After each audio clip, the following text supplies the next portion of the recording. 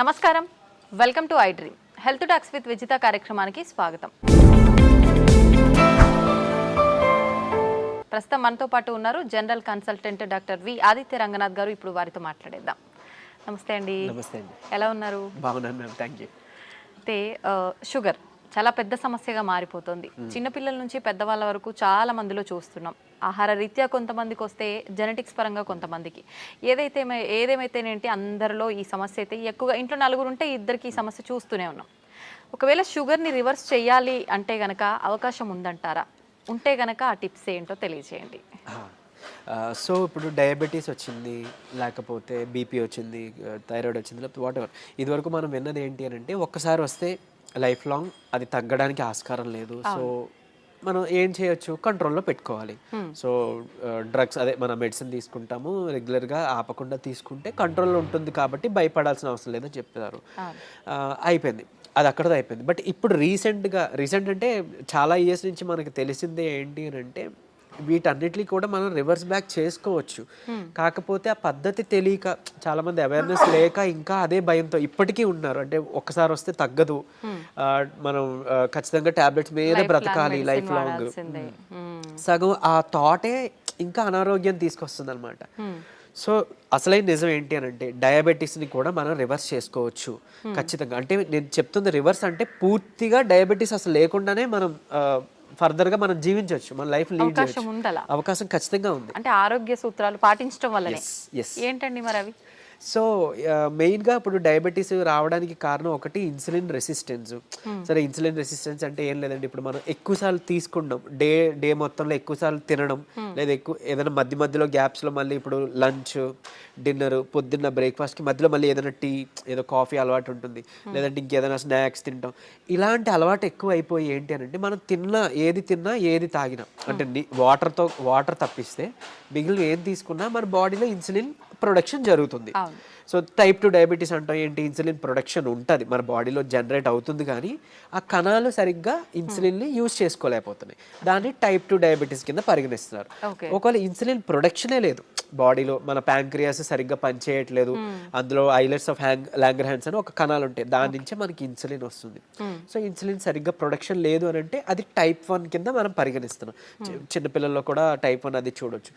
So ఇప్పుడు insulin production జరిగి మనం తిన్న ప్రతిసారి మన గ్లూకోజ్ లెవెల్స్ ఏదైతే ఉందో అది మేనేజ్ చేయడానికి ఇన్సులిన్ ప్రొడక్షన్ జరిగి, అంటే స్పైక్ అయ్యి అది కంట్రోల్ తీసుకొచ్చి మళ్ళీ అది ఇన్సులిన్ తగ్గి, ఆ స్పైక్ తగ్గి మళ్ళీ మనం తింటున్నాం, మళ్ళీ పెరుగుతుంది కదా. ఇలా అస్తమానం పెరిగి తగ్గడం వల్ల మన బాడీ అలవాటు పడిపోతుంది ఆ ఇన్సులిన్, సెట్ అయిన ఇన్సులిన్ లెవెల్కి. సో ఇన్సులిన్ రెసిస్టెన్స్ వచ్చేస్తే ఏమవుద్ది, ఇదే గ్లూకోజ్ని, అంటే రోజువారీ తినే సేమ్ అదే మోతాదు ఒక గ్లూకోజ్ని మనకి ఇప్పుడు మెటబలైజ్ చేయాలి అని అంటే ఇన్సులిన్ ఈ మోతాదుకి మించి ఇంకా ఎక్స్ట్రా ప్రొడక్షన్ జరగాల్సి వస్తుంటుంది అనమాట. అంటే ఈ లెవెల్కి అది కంట్రోల్కి రావట్లేదు, దాన్నే ఇన్సులిన్ రెసిస్టెన్స్ అంటున్నాం. సో మనం చేయాల్సిన పని ఏంటి అంటే ఇన్సులిన్ రెసిస్టెంట్ తగ్గించి ఇన్సులిన్ సెన్సిటివిటీని మనం పెంచుకోవాలి ఒకటి.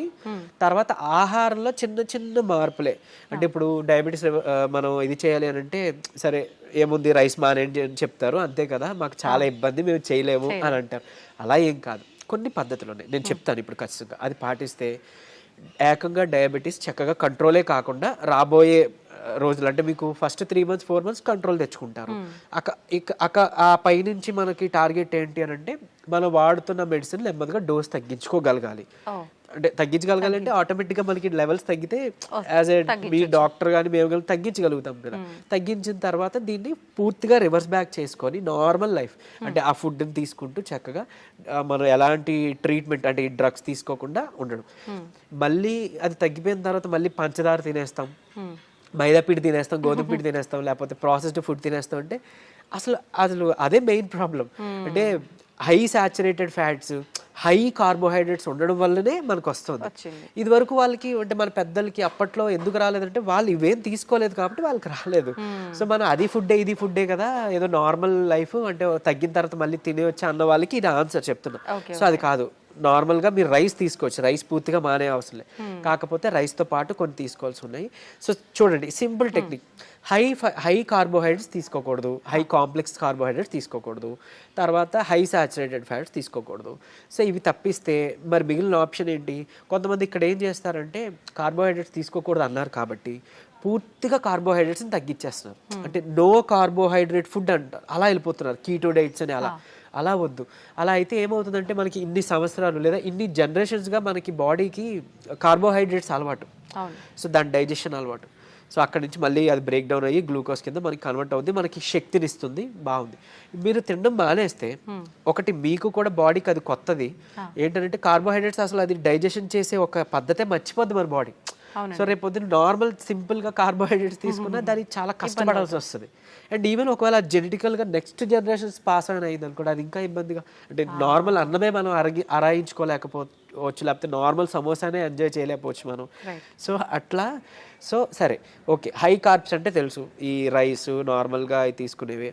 ఈ రైసు తర్వాత ఈ మైదా గోధుమ పిండి ఇవన్నీ తినమని చెప్తుంటారు, అంటే రైస్ని తగ్గించి మైదా గోధుమ పిండి తినమని అంటారు కదా. సో అది కూడా రిఫైన్డ్ తీసుకుంటే, పంచదార లేకపోతే గోధుమ పిండి ఇవన్నీ రిఫైన్డ్ ఫ్లోర్ బయట కొని తెచ్చుకుంటే అది కూడా మళ్ళీ మనకు ప్రాబ్లమే. సో మనం మిల్లులో వెళ్ళి ఆడించుకుందాం, అంటే డైరెక్ట్గా వెళ్ళి మనం గోధుమలు అలాగా గోధుమలు, దానికి జొన్నలు యాడ్ చేయొచ్చు, రాగులు యాడ్ చేయొచ్చు, సోళ్ళు అంటాం కదా, సో అలా రాగి మాల్ట్లో తీసుకునే రాగులు అవన్నీ యాడ్ చేసి దాంతో మనం రొట్టిలానో లేకపోతే మిల్లెట్స్ ఏమైనా దానికి యాడ్ చేసి, కినోవా అని ఇప్పుడు వస్తుంది, సరే అంత అఫోర్డ్ చేయలేదు అన్న వాళ్ళకి పోనీ మనకి ఏమంటారు సామెలు, అరికిలు, గంటలు అలాంటివన్నీ తక్కువ రేట్కే వస్తుంటాయి కదా, అలాంటివి ఇంక్లూడ్ చేసుకోవచ్చు. పూర్తిగా రైస్ మానేమని నేను చెప్పట్లేదు, రైస్తో పాటు ఇది తీసుకోండి. సరే ఇదంతా కాదులేండి, ఓన్లీ రైస్ నాకు కర్రీ మాత్రమే అలవాటు ఉంది, పోనీ ఇంకేదైనా సింపుల్గా చెప్పండి అని అంటే ఉంది ఒక పద్ధతి. మనకి ఇప్పుడు ఇన్సులిన్ రెసిస్టెన్స్ అని మాట్లాడుకున్నామే, HbA1c మీ అందరికీ తెలుసు, 3 నెలల యావరేజ్ తీస్తే మనకి ఎంత ఉంది అనే దాని మీద మన డయాబెటీస్ ఉందా లేదా, కంట్రోల్లో ఉందా లేదా అని తెలుస్తుంది. సో దాన్ని మనం కంట్రోల్ పెట్టడానికే కదా ఇప్పుడు అన్నీ చెప్తున్నాం. మన ఇన్సులిన్ వాడాలన్నా లేకపోతే ఈ మెట్ఫార్మిన్ మన డయాబెటీస్ డ్రగ్స్ వాడాలంటే కూడా మనకు అలానే దేవుడు కూడా ఇచ్చిన ఆహారంలో ఈ పని చేసే ఉంది. ఏంటి అని అంటే ఒకటి కీరా దోసకాయలు, తర్వాత పంకిన్ సీడ్స్ గుమ్మడి గింజలు, తర్వాత పాలకూర. వీటిలో ఏంటంటే పాలకూరలో తర్వాత పంకిన్ సీడ్స్లో వైటమిన్ ఈ ఉంటుంది, అది మీ HbA1cని చక్కగా కంట్రోల్ తీసుకొస్తుంది. అండ్ ఇప్పుడు చెప్పిన ఆహార పదార్థాల్లో మీకు ఇన్సులిన్ రెసిస్టెన్స్ని తగ్గించి సెన్సిటివిటీని పెంచే ఉంటాయి. సో ఇప్పుడు సరే కొంత లిస్ట్ చెప్తాను చూడండి. మష్రూమ్స్ బాగా అదే మన ఉడకబెట్టిన గుడ్లు ఫుల్గా విత్ సొనతో పాటు తీసుకోవాలి, అది కొలెస్ట్రాల్ కాదు, మంచి కొలెస్ట్రాల్ తీసుకోండి. సో తర్వాత నెయ్యి, తర్వాత మన కీరా దోసకాయలు, తర్వాత ఓట్స్, గ్రీన్ పీస్ అదే మన పచ్చి బఠానీలు, తర్వాత రాజ్మా, కిడ్నీ బీన్స్ అంటాం రాజ్మా, అలానే మిగిలిన బీన్స్ కూడా చక్కగా మిగిలిన రకాల బీన్స్, చిక్కుళ్ళు బీన్స్ ఇట్లాంటివన్నీ తీసుకుంటే కనుక ఇవన్నీ కూడా మీ ఇన్సులిన్ రెసిస్టెన్స్ని తగ్గించినవే. సో మీ ఇష్టం, గుడ్లు పోనీ ఆమ్లెట్ రూపంలో తీసుకోండి, నిద్రకి పనికి వస్తుంది ఆమ్లెట్, ప్లస్ దీనికి కూడా హెల్ప్ అవుతుంది. సో ఈ ఫుడ్ని మీరు కంపల్సరీగా క్యాబేజీ, కాలీఫ్లవరు, సో బ్రాకోలీ కానీ ఇలాంటి ఇవన్నీ కూడా మీ ఫుడ్ డైలీ ఫుడ్లో ఏదో ఒక రూపంలో ఇంక్లూడ్ చేసుకోండి. ఏదో ఒక్క పదార్థమైనా అట్లీస్ట్ కర్రీ, మనం అది వదిలేసి మిగిలినవేవో తీసుకున్నామంటే మళ్ళీ కంట్రోల్కి రాదు. మీ అందరికీ తెలిసిందే, చాలామంది ఎక్కువ పాలకూర కూడా తినరు. సో అట్లా, లేదంటే మునగాకు ఉంది, సో మునగాకును కూడా మీరు పౌడర్ రూపంలో చేసుకోవచ్చు, ఎండబెట్టేసి చక్కగా పౌడర్ చేసుకొని ఒక చెంచా యాడ్ చేసుకోండి ఒక ముద్దకి, అన్నంతో పాటు రైస్తో తీసుకోవచ్చు, హాట్ వాటర్లో తీసుకోవచ్చు, మజ్జిగలో కలిపి తీసుకోవచ్చు. ఇది ఒక మనిషికి డైలీ లిమిట్ ఒక చెంచా. సో అట్లా అని ఇప్పుడు ఏం చేస్తారంటే కొంతమంది ఏదైనా రసం, చారు దాంట్లో కలిపేస్తారు, బట్ అది కలిపేస్తే అంటే ఇంట్లో 3 members 4 members ఉంటే అందులో ఎవరికి ఎంత వెళ్ళేది తెలియదు కదా. సో డైరెక్ట్గా మీరు కలుపుకోవడం బెటర్, ఏదర్ వాటర్లోనో మజ్జిగలోనో లేదా మీ అన్నం గిన్నెలోనో. ఇంకోటి అన్నము, ఇప్పుడు అలానే అదే అన్నము కూర తినే ముందుగా 1 కప్పు కీరా దోసకాయ తీసుకోండి, లేదా బీన్స్, మొలకలు తీసుకోండి చక్కగా, ఇవన్నీ మీకు హెల్ప్ అవుతుంది. లేదంటే మన దాలింబ గింజలు 1 కప్ పెట్టుకోవచ్చు, పెట్టి ముందు అది తిని తర్వాత అన్నము కూర మనం తీసుకుందాం. అలానే అన్నం తినే ముందు, టిఫిన్ తినే ముందు, నైట్ డిన్నర్ చేసే ముందు ఏం చేయొచ్చు అనంటే కొంచెం పెప్పర్ అంటే మన మిరియాల పొడి 1 చిటికెడు తీసుకొని నిమ్మరసం యాడ్ చేసి కొంచెం గోరువెచ్చని నీటిలో ఒక కప్పు లేదా 1 గ్లాస్ గోరువెచ్చని నీటిలో కలిపి తాగేసేయండి. ఎందుకు అనంటే ఇప్పుడు ఈ పెప్పర్లో ఉండే పైపరిన్ అనేది మన ఏమంటారు యాక్టివ్ ఇంగ్రీడియంట్, మెడిసినల్ వాల్యూ ఉండే ఇంగ్రీడియంట్. ఇది మన లివర్లో, ప్యాంక్రియాస్లో, అదే ఎక్కడి నుంచి అయితే ఇన్సులిన్ వస్తుందో అందులో అక్కడ డైజెషన్ ఎంజైమ్స్ని వాటిని కూడా మంచిగా ఇది ఏమంటారు మెటబాలైజ్ చేస్తుంది. కరెక్ట్గా మెటబాలిజం బాగా జరిగి ఎంజైమ్స్ అన్ని మంచిగా ఫంక్షన్ అయ్యేలా చేస్తుంది. సో తర్వాత ఇంకొకటి మోర్ ఓవర్ ఈ ఏవైతే కాంప్లెక్స్ కార్బోహైడ్రేట్స్ మన హై కార్బ్స్ అన్నాం కదా, దాన్ని బాగా కరెక్ట్గా డైజెషన్ జరిగేలాగా మెటబాలైజ్ అయ్యేలాగా ఇది హెల్ప్ చేస్తుంది. Okay. అండ్ ఈవెన్ మన పోషకాలు ఏవైతే ఉన్నాయో ఆకుకూరలోనో లేకపోతే మనం తీసుకునే ఫుడ్లోనో అవి మన వంట పట్టడం అంటాం కదా, మన అబ్జార్ప్షన్, అవి అబ్జార్బ్ చేయడానికి ఈ పైపర్ అదే ఐ మీన్ పైపర్ ఈ పెప్పర్ మన మిరియాలు పొడి చాలా బాగా హెల్ప్ చేస్తుంది. సో ఈ రూపంలో తీసుకున్నారనుకోండి, మీరు తిన్న తర్వాత పెరిగే షుగర్ లెవెల్స్ కంట్రోల్కి వస్తాయి. అండ్ ఈవెన్ మనకి లోపల ఫంక్షనింగ్ బాగా మెరుగుపడుతుంది. ఇకపోతే డయాబెటీస్ రివర్సల్ గురించి వద్దాం. సో నేను ఇప్పుడు చెప్పింది 3 months 4 months 3 to 4 months చేస్తే ఖచ్చితంగా మీ షుగర్ లెవెల్స్లో చాలా వరకు మీకు తగ్గడం మీరే గమనించుకుంటారు. మీరు ఇంత అద్భుతంగా పనిచేస్తుందా అని అంటారు. ఎందుకనంటే చాలా మందికి ఒకటి ఉండిపోయింది సైకలాజికల్గా, అంటే drugs I mean like what ever medicine మాత్రమే మెడిసిన్, ఫుడ్ అంటే జస్ట్ ఆహారం మాత్రమే. అసలు కాదు. మీకు గుర్తుంటుంటే ఎప్పుడైనా మీ నాన్నమ్మలు అమ్మమ్మలు మీకు ఎప్పుడైనా పొట్టనొప్పి వచ్చింది అని అంటే ఏదైనా వాము కొంచెం సాల్ట్ కలిపిస్తే వెంటనే తగ్గడం మనం గమనించి ఉంటాం. లేదంటే మెంతులు మింగేసి తాగేయండి వాటర్ అంటే, అవన్నీ ఎందుకు పనిచేస్తున్నాయి? ఇప్పుడు యాంటాసిడ్స్ ఏవో వెళ్ళి పరగడుపున మాత్రం మనం పైకి వెళ్ళి తెచ్చుకొని వేసుకుంటున్నాం. అవేం అవసరం లేకుండా వాళ్ళు బతికారు కదా. ఎలా బతికారు? ఇలానే. ఇవన్నీ ఫుడ్డే మెడిసిన్. మనకు ఒక మెడికల్ షాప్ ఉంది. ఎగ్జాక్ట్లీ. మనకి ఏదైనా అనారోగ్యం వస్తుంటే మెడికల్ షాప్ కి మనం బయటకు వెళ్ళొద్దు, మన కిచెన్ లోకి వెళ్ళాలన్నమాట. యాక్చువల్గా పోపుల డబ్బాలే మనకి డ్రగ్ ఇది అన్నట్లు, స్టోర్ అన్నట్టు. సో ఖచ్చితంగా ఇది వర్క్ అవుతుంది. అండ్ మోర్ ఓవర్ అంటే ఇప్పుడు మన బెర్రీస్ నుంచి ప్లాంట్స్ నుంచి ఎక్స్ట్రాక్ట్ చేసిన బెర్బరిన్ అనేది ఒక సప్లిమెంట్ ఉంటుంది ఆబ్వియస్లీ.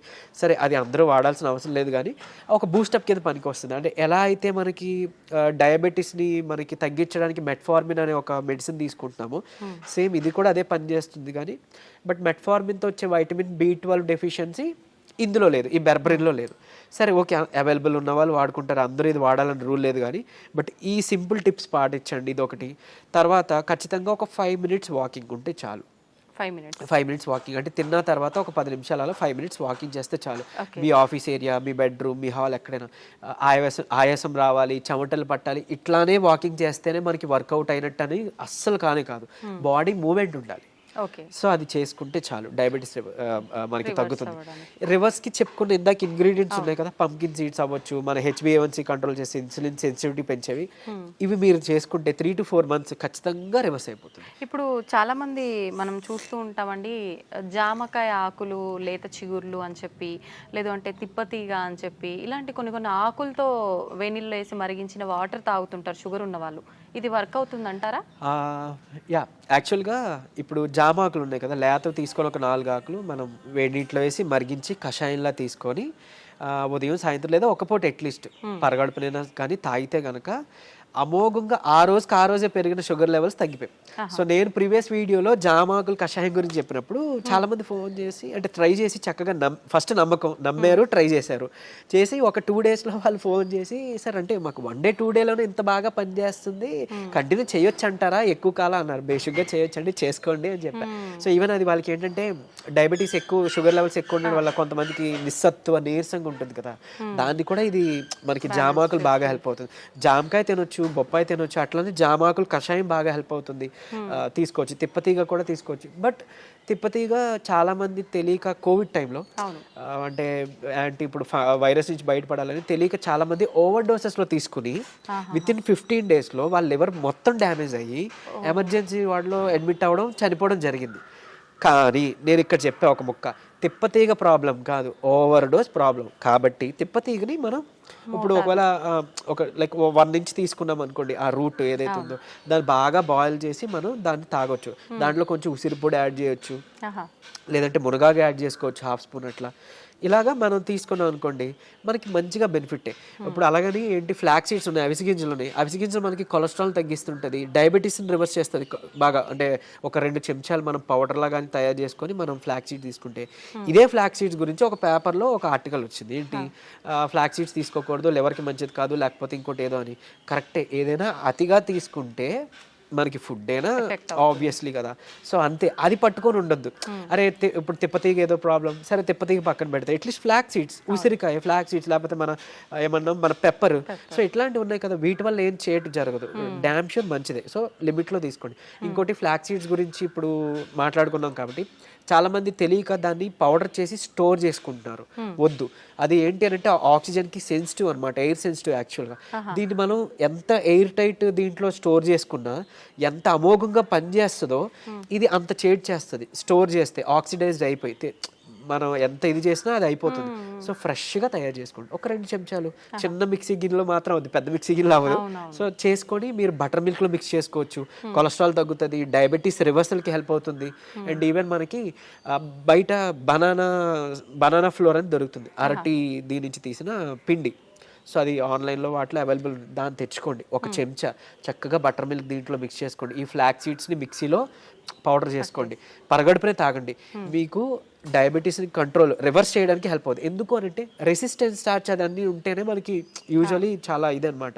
సో డయాబెటీస్ రివర్స్ చేయడంలో ఈ అరటి ఫ్లోర్ ఏదైతే ఉందో అమోఘంగా పనిచేస్తుంది. ఒక్క చెంచా చాలు, మీరు తినే దాంట్లో ఎందులోనూ కలుపుకోవచ్చు. ఈవెన్ ఏమంటారు, మీరు తినే ఏదైనా అట్టు రొట్టెలో వేసుకోండి, లేదంటే ఇలా బటర్ మిల్క్లో మిక్స్ చేసుకోండి.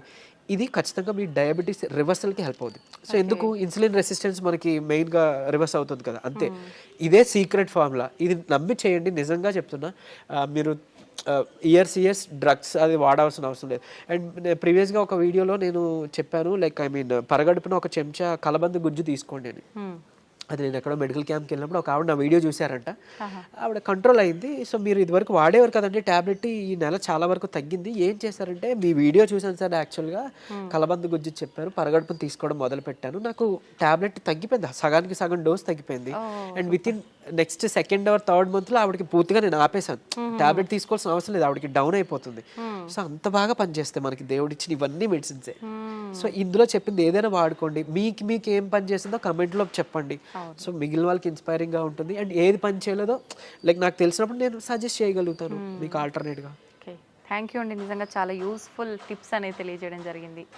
నమస్తే.